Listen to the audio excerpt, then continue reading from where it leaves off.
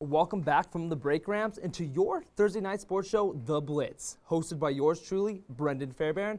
There were plenty of next-level Rams who balled out this past Sunday in the NFL, and the MLB playoffs finally started on Tuesday night. With this being said, I have a lot of sports action to cover for you all tonight, so let's get it started. Week 3 of the NFL was a big one for three former CSU stars. To start it off, Tampa Bay Buccaneers edge rusher Shaquille Barrett had a great homecoming game against his former team, the Denver Broncos. Barrett finished the game with 6 tackles, 2 sacks, and a safety, terrorizing Denver's quarterbacks all afternoon in a blowout victory for the Bucs. Dallas Cowboys star receiver Michael Gallup had his first touchdown and 100-yard game on the season in a loss against the Seattle Seahawks and leading MVP candidate Russell Wilson. Ultimately, the former CSU legend finished with 6 catches, 138 yards, a 43-yard touchdown, and most impressively of them all, an amazing highlight reel catch off an inaccurate throw from quarterback Dak Prescott.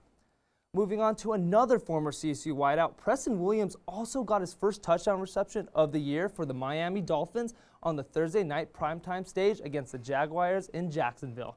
Preston had 2 catches for 7 yards along with the touchdown. In other CSU football news, new head coach Steve Addazio continues to bring his ACC head coaching experience to the Mountain West, landing 3 offensive line transfers from his former team, Boston College. 2 tackles Cam Reddy and Elijah Johnson and guard Adam Karutz will join returning CSU starters Barry Wesley, Keith Williams, and Scott Brooks to create a strong sense of competition in the trenches. Especially with an abbreviated season, Coach Addazio knows that having players that already know the fundamentals of his system is a big advantage for his first season in Fort Collins. When asked, Coach Addazio had this to say about his 3 former linemen coming to CSU. "We use the transfer portal to help solidify different positions. Certainly with those guys coming in, they bring knowledge and experience and help us build our talent base. In 2019, the Rams finished in the bottom half of the conference in terms of sacks allowed, ending 8th out of the 12 teams with 27 total sacks. Coach Addazio and the CSU football team will be looking to fix this problem with the addition of these new offensive linemen." Moving on from college football and into pro football, for contender or pretender, I'm going to look at the red-hot Kansas City Chiefs' chances to repeat as Super Bowl champions. The Chiefs are off to a strong start to the 2020 season with a 3-0 start, including victories over the Texans, Chargers, and Ravens. But the real questions are, how will they finish their season off, and how likely are they to make another championship run when playoff time starts? So let's look at their strengths. In 2019, there's no question that their offense carried them, resulting in Kansas City's first Super Bowl victory in 50 years. Last year, the Chiefs had the 17th ranked total defense in the league with 19 points allowed per game, while their total offense was ranked 6th, scoring 28 points per game, led by 2018 MVP quarterback Patrick Mahomes, the speedster Tyreek Hill, and of course, their perennial all-pro tight end, Travis Kelce. With the victory in Super Bowl 54, Andy Reid proved he is a Hall of Fame coach, finally winning the big one despite his 11-13 playoff record.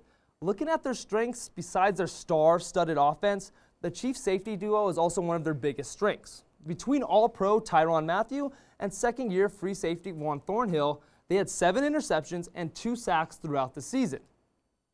So let's look at their weaknesses. Looking at the rest of their roster, their cornerback position is their #1 weakness. Rashad Braylon is serving a 4-game suspension, and Charvarius Ward and Rashawn Fenton are good young options, but still need time to develop in a pass-first league. Besides this, it's been so far so good for the Chiefs' pass defense, who are 4th in the league with pass yards allowed with 202 yards per game.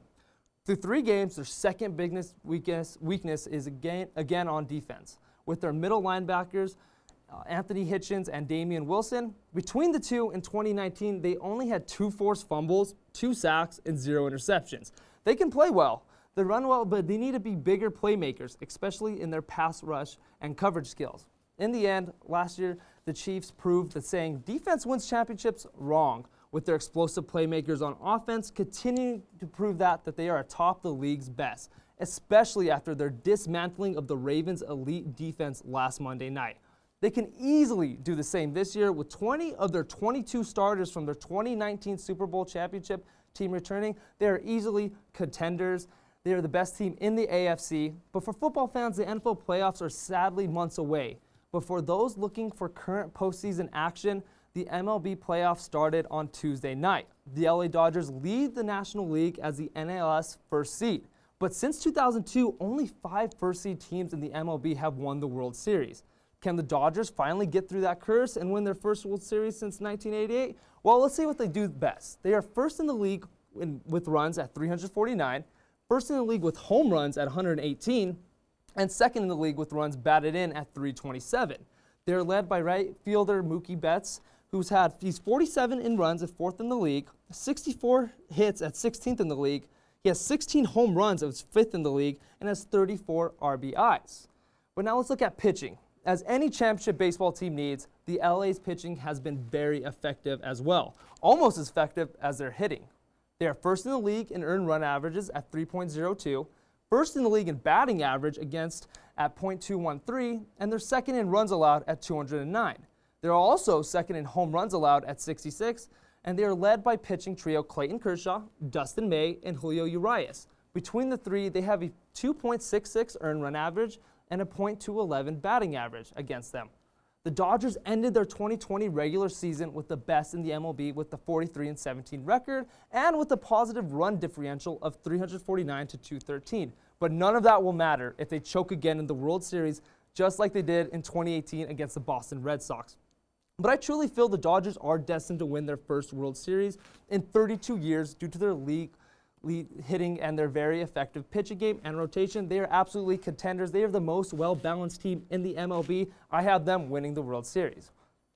But I am putting my money on the Dodgers to win the World Series this year. But right now, let's bet on some big-time Week 4 NFL matchups. For this week's version of What Are the Odds? For the over-under, I have the Falcons versus Packers. I had the over at 56.5. The Falcons are averaging 30 points per game, and the emergence of Todd Gurley and Calvin Ridley are showing me flashbacks of their 2016 Super Bowl offense. The Packers are averaging a league-high 40 points per game, mainly due to Aaron Jones and the magic of fired-up Aaron Rodgers. Through 3 losses, the Falcons' defense allowing 36 points per game. Green Bay's defense is also struggling, allowing 28 points per game. This is absolutely going to be a shootout between these two because of the quarterbacks of Matt Ryan and Aaron Rodgers. Moving on to spread, though. This is my favorite bet of the week. I had the Bills -3 against the Las Vegas Raiders. The Bills have the 3rd total offense, while the Raiders have the 27th ranked defense in the league. Josh Allen is absolutely on fire, coming off a 5-touchdown game against the Rams. And the addition of Stephon Diggs at wide receiver has been absolutely huge. With the Raiders defense giving up 30 points per game, the Bills should easily win this game by more than 3 points. Well, Rams fans, that's all the sports action I have for tonight. Make sure to tune in on Monday for my game-by-game analysis of CSU's new 8-game schedule. Have a wonderful weekend, and we'll see you on Monday for CTV Sports.